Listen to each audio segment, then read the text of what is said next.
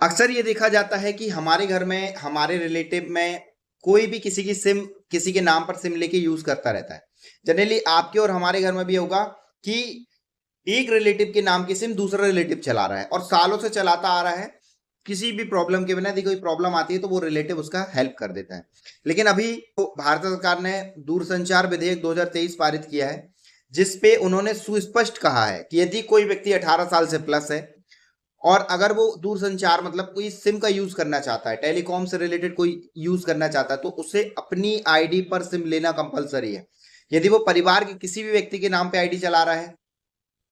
और यदि कोई प्रॉब्लम होती है तो उस व्यक्ति को 3 साल की सजा होगी और उस व्यक्ति के ऊपर भी केस बनेगा जो उसने उसको अपनी आईडी पर सिम चलाने की अनुमति दी या जिसने अपनी आईडी पर सिम उसको खरीद के दी हुई है।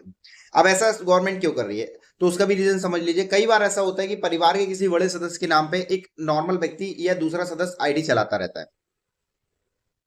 बाद में जिस व्यक्ति के नाम में आईडी होती है या जिस व्यक्ति के नाम में वो सिम होती है, वो व्यक्ति खत्म हो जाता है। चूंकि वो व्यक्ति खत्म हो गया, लेकिन उसके एवज में ये व्यक्ति अभी भी वो सिम चला रहा है, उसके डॉक्यूमेंट को यूज कर रहा है, उसके डॉक्यूमेंट को यूज किए हुए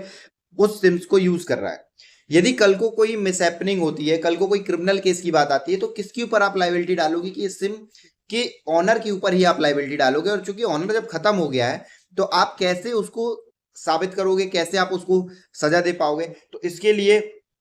इंडियन गवर्नमेंट ने जो अभी दूरसंचार विधेयक 2023 लॉन्च किया है, जिसमें ये स्पष्ट कहा है कि यदि आप किसी अलग व्यक्ति के नाम में सिम को यूज करते हो तो आपको 3 साल तक की सजा का प्रावधान हो सकता है। तो यदि आप भी किसी रिलेटिव की या आपकी सिम कोई रिलेटिव यूज कर रहा है तो इंस्टेंट आप उसकी आईडी पे कन्वर्ट कराइए, और अगर आप किसी की यूज कर रहे हैं तो आप अपनी आईडी पे उसे कन्वर्ट कराइए पोर्ट करा के, और अपने ही आईडी पे सिम चलाइए और होने वाली असुविधा से बचिए।